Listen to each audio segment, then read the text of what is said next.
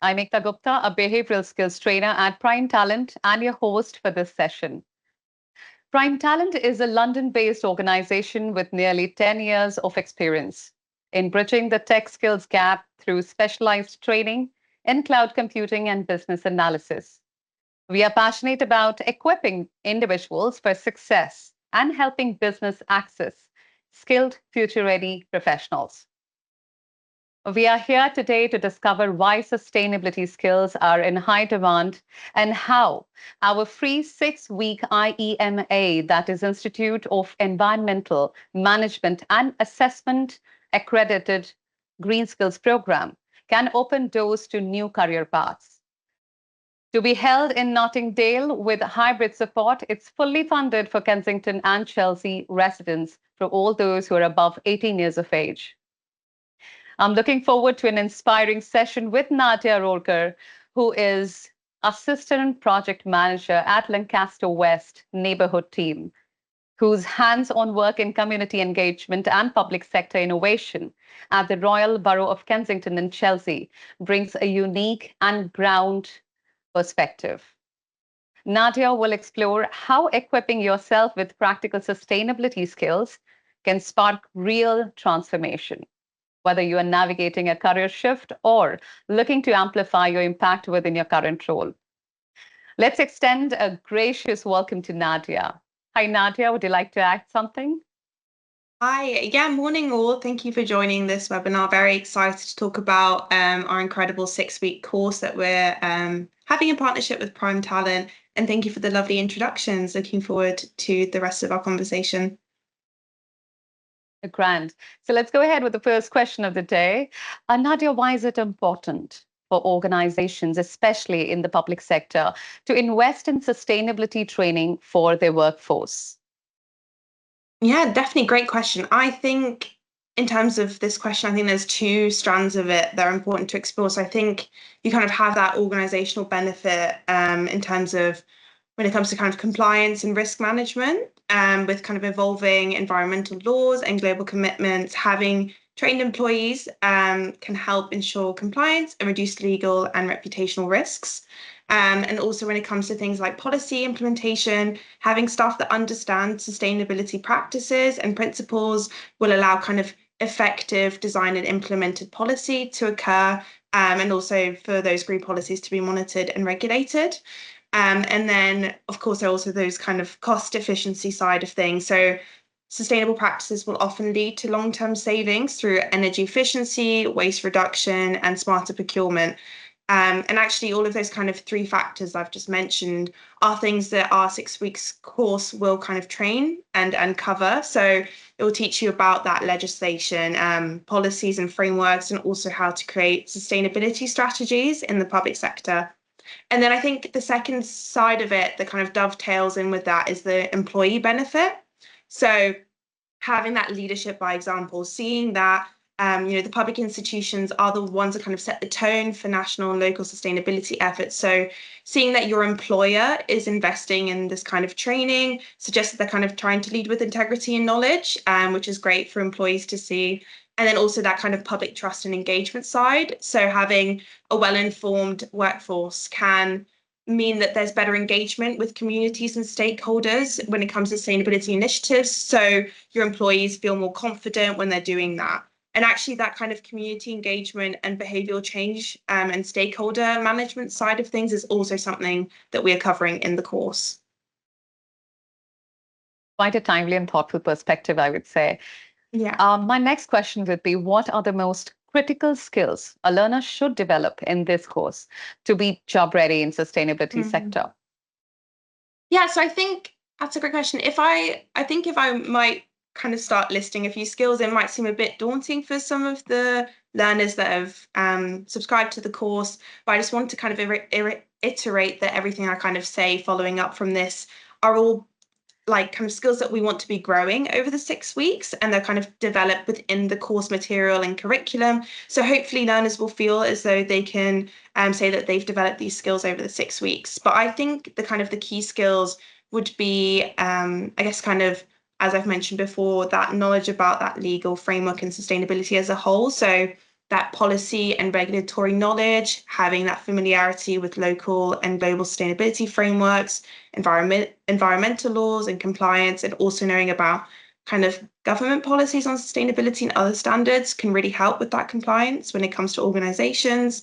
And then maybe also being aware about carbon footprint reduction management, so understanding carbon emissions in the workplace and then green initiatives for the public sector are all important to help you kind of find solutions and ensure that organizations are able to meet those regulations.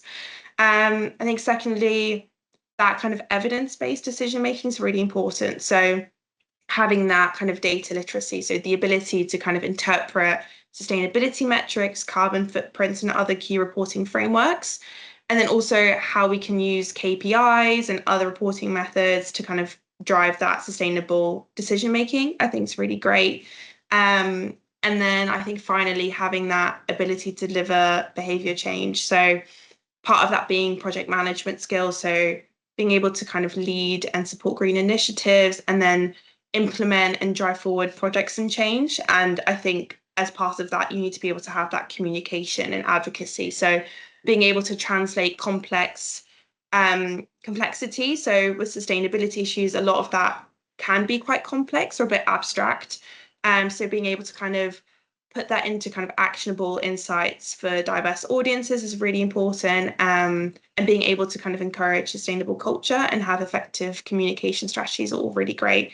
But yeah, hopefully the learners will feel as though they can resonate with all of those skills after completing the course and see that they feel like they have made developments in those areas.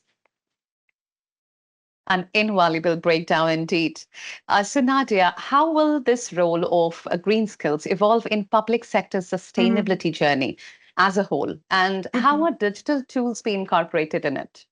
Yeah, well, I think it's really interesting to kind of see that I think that green skills are no longer just kind of for the environmental specialists or kind of just for sustainability teams.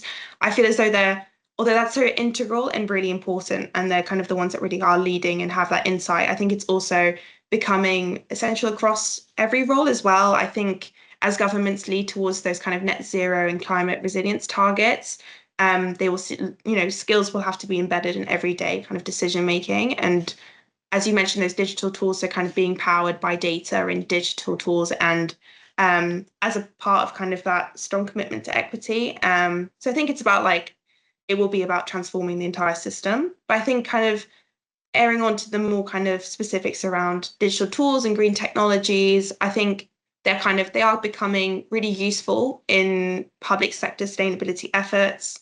As I mentioned before, that data-driven decision making. So yeah, having platforms for environmental data collection and analysis can really help optimize resource use and track progress. So in the course that we're leading, we will cover things like digital dashboards, which I think are really useful tools in enhancing that accountability and reporting, and also that kind of journey taking as well. And then I think also that digital technologies are really important when it comes to things like behavioural change aspects as well. So, and that's kind of also covered in the course. I just wanted to give an example of that when it comes to kind of that stakeholder and resident engagement side of things. So in the Lancaster West Neighbourhood Team, we kind of use the green technologies such as energy efficiency devices, which we found really helpful in driving forward change when it comes to kind of behavioural change with residents. So we have like a green library where we can kind of provide holistic support for residents. So with support from our energy advice lead, residents are able to kind of take home moisture meters or thermal imaging cameras. And then we can give them some energy saving measures such as draft excluders or shower bobs. So it's really about kind of using those technologies and harnessing them to have those kind of tangible experiences, and also where education can occur to promote kind of sustainable behaviors. And then also, I guess, one of the obviously added benefits being increasing energy efficiency and lowering energy costs and increasing home comfort, which are all very important aspects as well. Thank you. It's fascinating to imagine how digital innovation can unlock new efficiencies. So, about the training, I know, Nadia, you've already mentioned a few things. However, Yeah. what specific support will learners receive throughout the 6-week program, if you could reiterate? Yeah, of course. I think, yeah, we're really excited about this course. I think there's some very great aspects about it. I think one of the main kind of support mechanisms will be kind of the expert-led sessions that we have. So our sessions are running 2 days a week from 10 a.m. to 2 p.m. for 6 weeks, and they're all instructor-led, which is really great. It's a combination of having those in-person sessions and also online, which I think really helps foster that community and engagement. I think quite a few courses are now kind of going on to the just being online, but I think having that hybrid element really helps learners stay engaged and have that sense of community and like kind of being inspired as well. So yeah, our first session is being held next Monday on the 7th at Baseline Studios. And I think it'll be a really great atmosphere for the learners to kind of come together and get to know each other. And we also have a few colleagues who are working in our sustainability team that will be attending this first session to talk about their experience. So hopefully that will be, well, I know that'll be really insightful and also hopefully inspiring for others. And then secondly, we will be offering some career services. So we're including a session in the course that will focus on career pathways and sustainability, which will include kind of the job application side of things, interview skills for sustainability roles. So yeah, we're really excited for the learners, and we think that we kind of know that we have colleagues that have attended similar sustainability workshops before, and they feel like they've really benefited from them. So, for example, our sustainability project support officer, who's also our energy advice lead, did a similar training and said that, it was a huge turning point for her. It gave her the knowledge and confidence and practical tools to take the next step in her career. And she feels as though it directly helped her secure her current role, which is really great. So those are just kind of a bit of the elements of support that we're offering our learners. Truly appreciate that clear overview. It surely reassures prospective learners. What message would you like to leave with the learners who are considering a career transition into sustainability? Yeah, I think it's great. I think it's now more than ever, I think it's a really great opportunity to develop those skills in sustainability. I think whether it's about looking to kind of have a complete career change or moving into that greener sector, or just how you can develop sustainable practices in organizations in general and where you are at the minute. I think this course is a really great tool for those transferable skills. I think people from all kinds of backgrounds are finding meaningful roles in the space. So you have like roles such as sustainability officer, environmental policy advisor, energy and carbon reduction officer, climate change officer, and waste and recycling coordinator.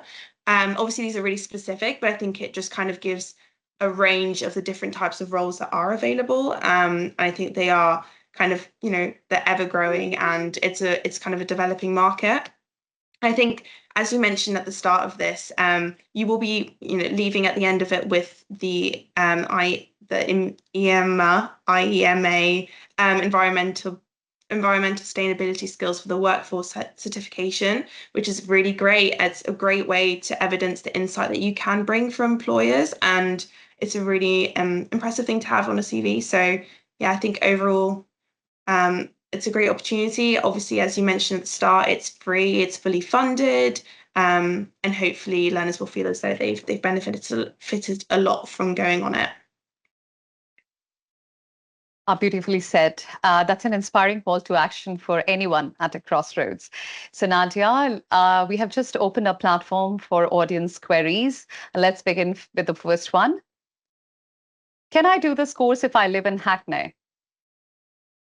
So at the minute, the course is open to RBKC residents only, but that is kind of subject to the amount of signups. So what we are kind of doing is waiting till the end of the week, and then anyone who signs up that's outside of the borough will be notified if kind of there is space available left on the course, and will be open to coming on Monday. But yeah, just at the minute, it is RBKC residents have the priority, but that doesn't mean necessarily that you won't be able to do the course.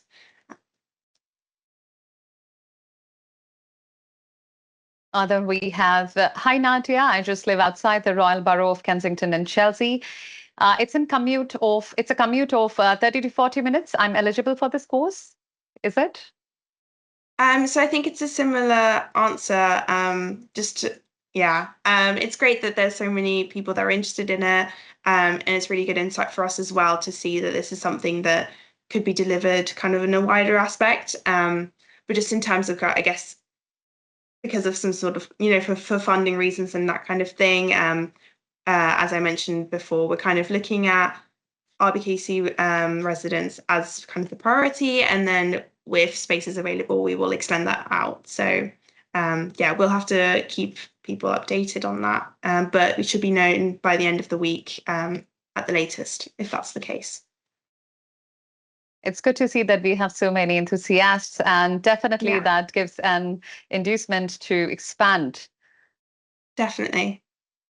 All right, so we have a few more questions coming up. I think we have quite a good number of them.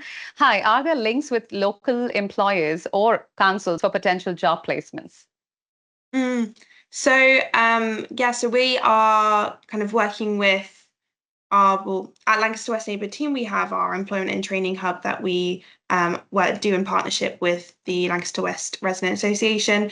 And with that is kind of building up that CV skills and job application. So that will be a side of, as I mentioned earlier, that kind of career support aspect to things. So that's kind of the platform that we use to look at links with others. So we have kind of quite a few links in terms of kind of construction and that area as well, and the retrofit side of things. So definitely looking to kind of create those links and connections and foster kind of those transitions. Like all the other good questions, we have another. Hi, Nadia and Ekta. Will there be hands-on projects or real-life case studies included in the training? What certification will I receive upon completion? It's a great question. I think, as I mentioned earlier, it's the IEMA Environmental Sustainability Skills for the Workforce certification that you will receive. And then also in terms of the training, I know that there are some aspects of kind of the case studies, real life case studies that will be covered. And so, we will try to kind of make it tangible and kind of see how it can translate to an actual workplace environment. So that is included in the course to kind of better demonstrate things that you're learning. All right. I think there are too many of them, Nadia, and we are, we have time constraint here. So what we can do is a message for all our enthusiasts. But before that, thank you, Nadia, for your insights. Aptly captured how education isn't just a preparation, it's empowerment. Thank you for your presence over here today. Thank you so much. And thank you, everyone, for your time as well. Great. Thank you. Thank you. And a message, as I said, for all the enthusiasts to register, please visit Prime Talent website as visible on the screen. And for more info and queries, mail us at info@primetalent.com. Sorry for not taking up your questions anymore due to time constraint, but we look forward to all of the queries. Thank you. Have a lovely day ahead.